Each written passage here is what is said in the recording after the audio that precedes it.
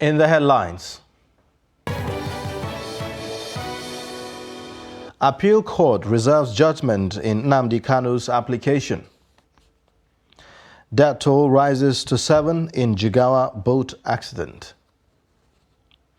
Airport workers protest give FG 14-day ultimatum over aviation bills. Away from Nigeria, Kenya's President William Ruto sworn in as dozens injured in stadium rush. Hello and welcome to Trust News Update. I am Ayuba Ilya. Thank you for joining.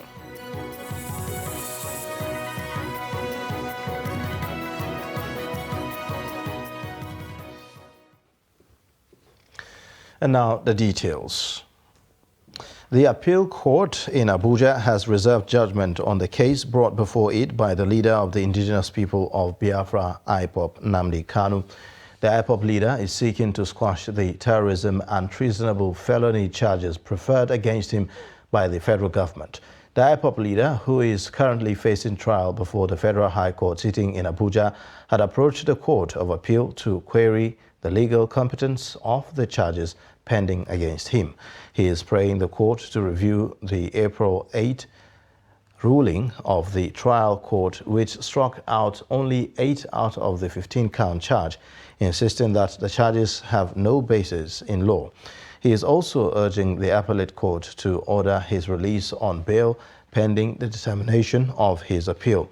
The appeal was initially fixed for October 11, but was brought forward for hearing following an application by the embattled IPOB leader for abridgment of time. The police in Jigawa State said that they have found 5 more bodies following a boat accident on Sunday in Ringim local government area of the state. The police in a late Monday statement said that among the 6 missing persons, the bodies of the 5 have been found and identified. 1 person is still missing. Police spokesperson in the state, Lawan Adam, said that with this development,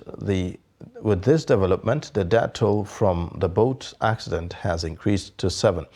Adam said that the victims of Sunday's incident were residents of Dabi community traveling from a condolence visit in Siyangu. The police said that there were 13 people in the boat that capsized. 5 others were rescued. The incident happened after 3 similar incidents in Miga, Gwaram, and Guri local government areas. The earlier 3 incidents led to the death of 12 people, mostly women and children. The chairman, Kafuru local government area in Katsina State, Garba Kanya, has confirmed that a heavy downpour accompanied by ice pellets has destroyed more than 300 farms in 8 communities in the area. The chairman told the news agency of Nigeria on Monday in Katsina that the heavy downpour and ice pellets, which lasted for over 3 hours, affected farms and houses in Dutsenkura, Kanya, and Gozaki wards. The chairman said that several crops worth millions of naira, mostly maize, millet, rice, soybeans, and pepper, were destroyed. And on security matters, troops of the Nigerian Army have rescued 6 kidnapped victims during clearance patrols conducted around the Kangon Kadi in Chikun local government area of Kaduna State.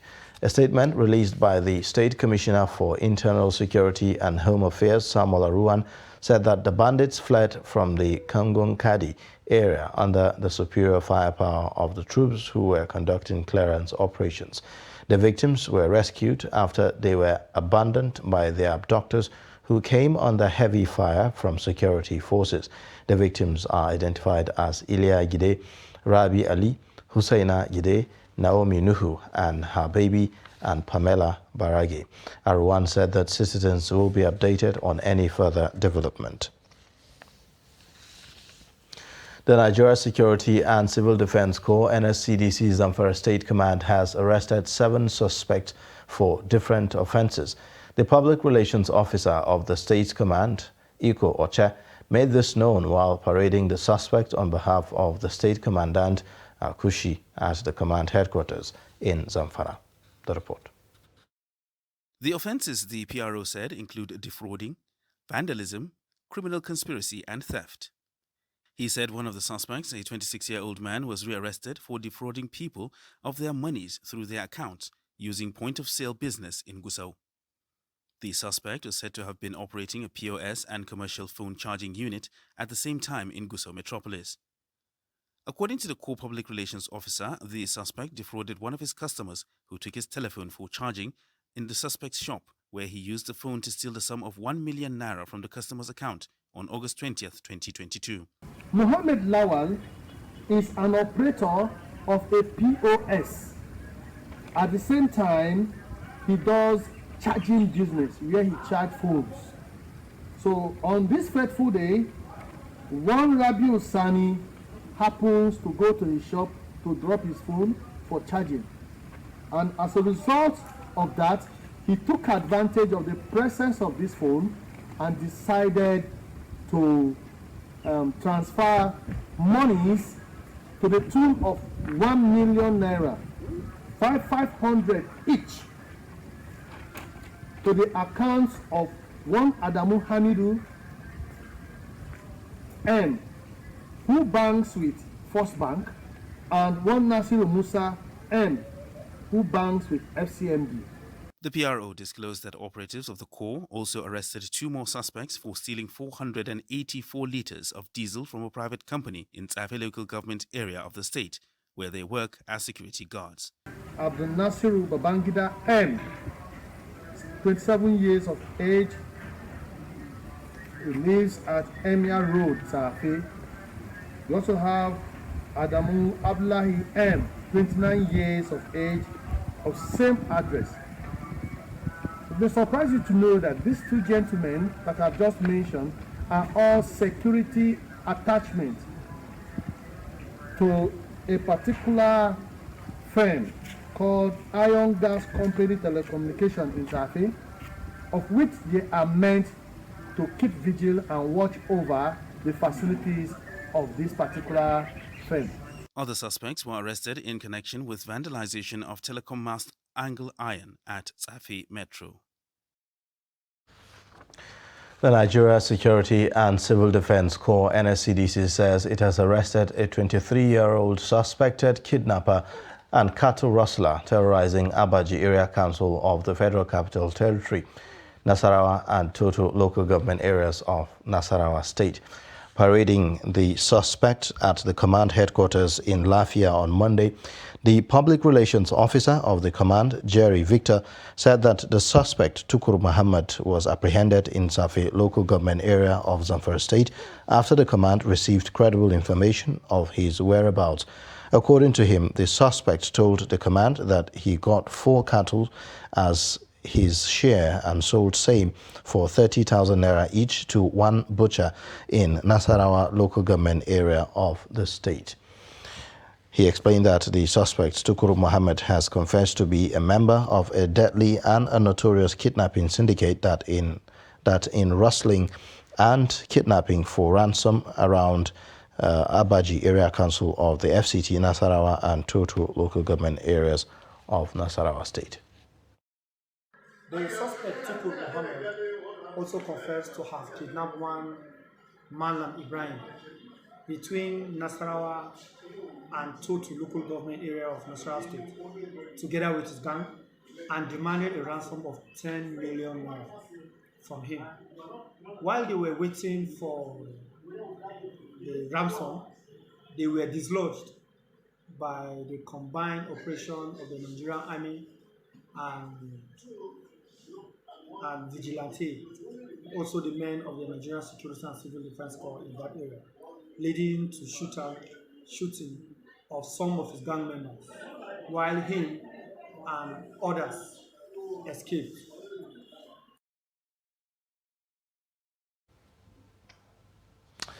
Now, the Controller General of the Nigeria Correctional Services has given assurances that in spite of security challenges across the country, inmates at all facilities across the country remain optimally secured. The Controller General's assurances come as he promoted over 1,000 men and officers to their next ranks, mostly from deputy superintendents to deputy controllers of correctional services. Abdullahi Yamadi has more.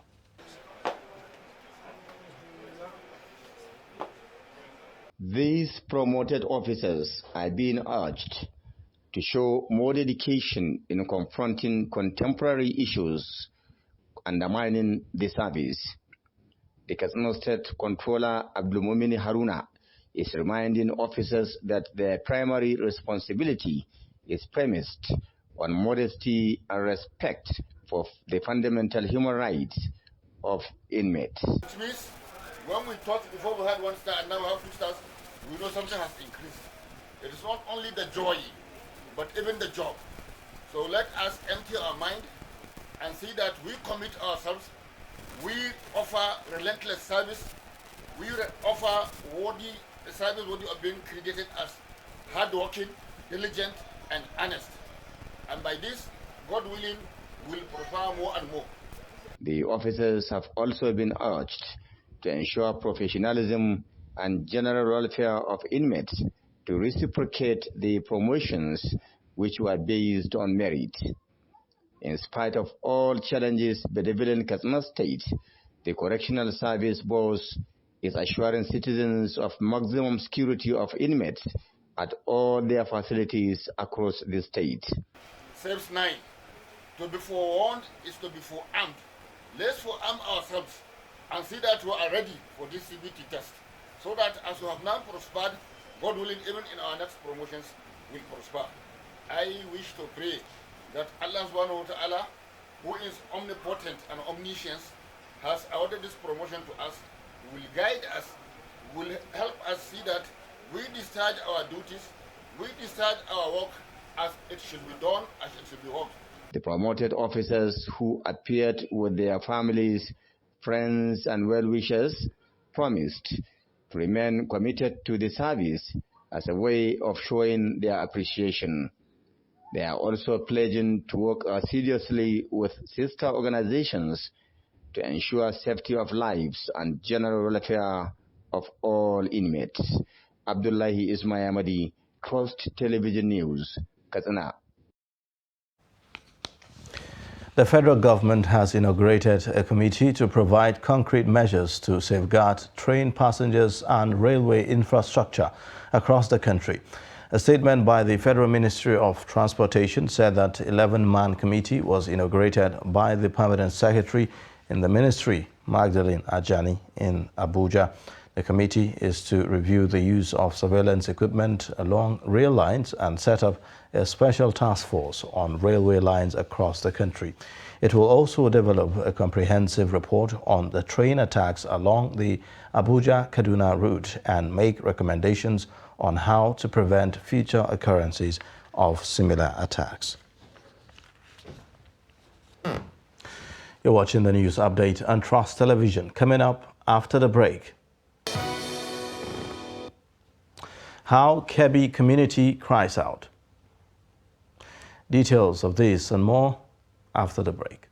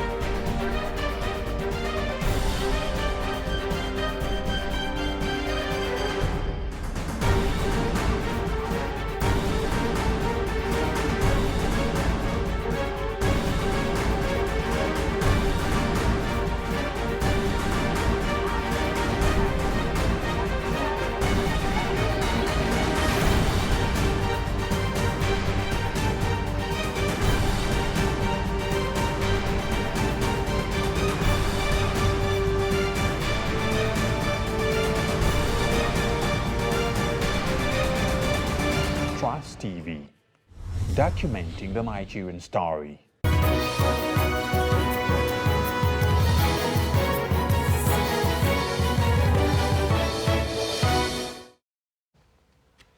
Welcome back. You're watching the news update on Trust Television. Here is a recap of our top stories. Appeal Court reserves judgment in Nnamdi Kanu's application. Death toll rises to 7 in Jigawa boat accident.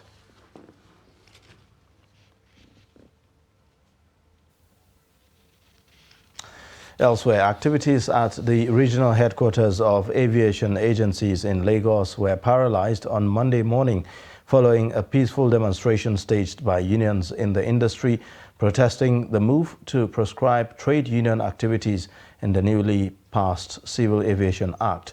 5 aviation unions had last Thursday threatened to shut down the industry after discovering what they called obnoxious clauses in the new act assented to by President Muhammadu Buhari. The unions have also vowed to protest at all airports nationwide, giving the federal government and the National Assembly 14 days to expunge the clauses or face a total shutdown of the industry. We held a world press conference here in the airport in Lagos. And this was predicated upon what we heard and even saw that they were planning to do, as in to enact law that will claw trade union activism and activities in Nigerian airports. Right from 1977, when they introduced this Essential Services, Trade Disputes Essential Services Act into our life by decree, and which they later turned into act. You know the style, the type of regime we were operating then, the military regime.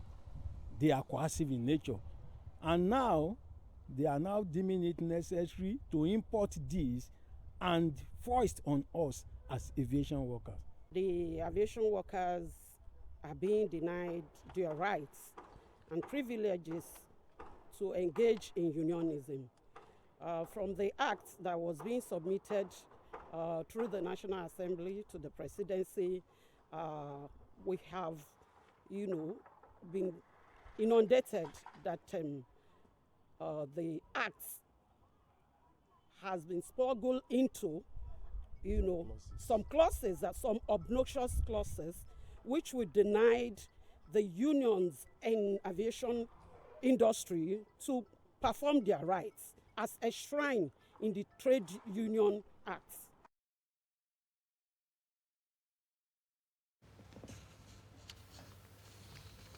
Residents of Badaria New Layout in Birnin Kebbi have cried out to the state government over the deplorable condition of the only access road leading to the area, which is fast expanding. Residents speak to Hamza Galadima on their plight. The report. The Badaria New Layout is a developing area at the outskirts of Birnin Kebbi, the Kebbi state capital, which is gradually playing host to hundreds of new houses, mostly owned by the middle and upper income earners, majority of whom are civil servants, businessmen and retired workers who have built their homes to at least get a roof over their heads. But the people of the area are presently facing a major problem with the deplorable state of the road, the only road that leads into the expanding area. Some of the residents, in an interview with Trust TV, decried the deplorable state of the road, saying, anytime it rains, motorists find it difficult to go into the area, which is located just a few meters from the center of the state capital, Birnin Kebbi.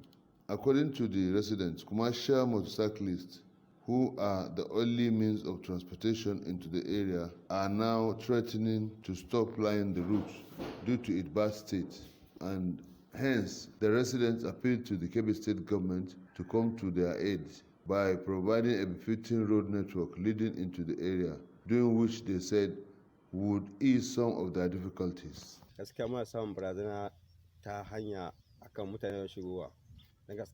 The road is in a very bad condition that needs urgent government attention. We are appealing on government to come to our aid and make the road roadworthy.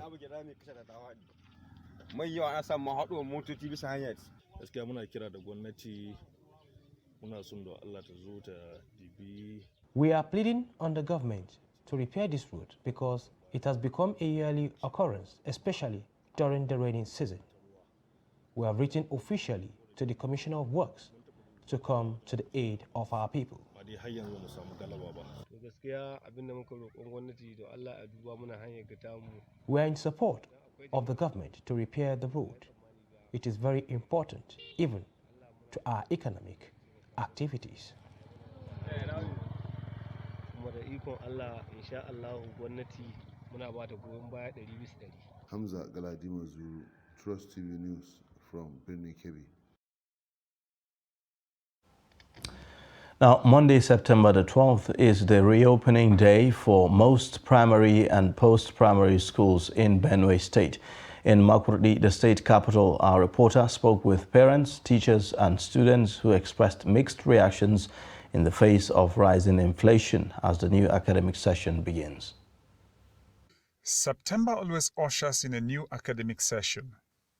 With it come new financial challenges as pupils who move to upper classes need new set of books and other accessories. With the present increase in prices of goods and services, the education sector is not spared, as parents confirmed. But in Benue State, as I'm talking now, it's merely a civil servant state, and workers have not been paid. It's just finance. We want to register these children for the educational distance, but the finance is the major problem. There are things to buy for them. The new students, you buy uniform, shoes, that is their sandals and the textbooks and the materials. And where is the resources? You have to wake up in the morning to prepare the breakfast and the lunch, and you have to drop the kids in school before you go to your own work. So, but as a parent, what do? We must do. For teachers and school administrators, they expect delayed resumption as well as inconsistent fee payment due to the hard economic realities in the state. It has not been easy, and some of them still have the belief that school, when they resume, things don't start on time, which is not correct, and for that they have not really been able to allow their works to come, and some of them are not prepared, even though they are still long at home, at least for a whole month, yet they are still not prepared financially to send their children to school, so it has been seriously challenging on their part. Hard times have actually affected the resumption of students in school because this is first term. The children have enjoyed a long holiday and would be willing to come back. For students, they are happy to return to school after the long holiday. School is everything. Like, I'm tired of staying at home. I want to come to school and learn because there are lots of things to learn in a new class like this. There are lots of things to learn. So the happiness of being in a new class altogether makes me want to be in school. I'm happy to resume because the learning can continue, and I'm happy with the development of the school and the teachings the school have been providing for us. With most households depending on private schools for education due to lack of investment in public schools by the government, the education of young Nigerians is now more challenging as private operators who are striving to stay in business continue to increase fees. This is in addition to the insecurity in some places that has worsened the situation with a disturbing number of kids leaving school due to terrorist attacks. Our Vice President Yemi Osinbajo is representing Nigeria at the inauguration of William Ruto as the 5th President of Kenya. Spokesman to the Vice President, Laulu Akonde, in a statement issued said that Osinbajo left Abuja on Monday night to join other leaders across Africa and beyond for the swearing-in ceremony in Nairobi with about 20 heads of states in attendance. The Vice President was accompanied on the trip by the Minister of State for Foreign Affairs, Ambassador Zubairu Dada, and the Special Advisor to the President on Political Matters, Senator Babafemi Ojudu.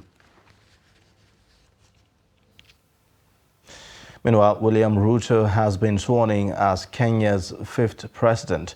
He was sworn in by the Chief Judge, Martha Koome, on Tuesday. With his inauguration, Ruto becomes the second ethnic Kalenjin after the late Daniel Arap Moi to hold the office. Ruto speaks of democracy and has vowed there will be no retaliation against dissenting voices. However, defeated candidate Raila Odinga did not attend the event, alleging that the result was rigged but the Supreme Court ruled the election was free and fair. Meanwhile, at least 8 people were reported to have been injured in a crash as they jostled to enter the stadium to witness the swearing-in of both Ruto and his deputy, Rigathi Gachagua. But inside the stadium, the crowd was in high spirits with frequent cheering, waving the Kenyan flag and pockets of groups proudly wearing yellow, the color synonymous with Ruto's campaign. And in sports news, the Nigeria Football Federation Electoral Committee 2022 has cleared 11 persons to contest for the position of NFF president at the Federation's elections scheduled for Friday, 30th of September in Benin City.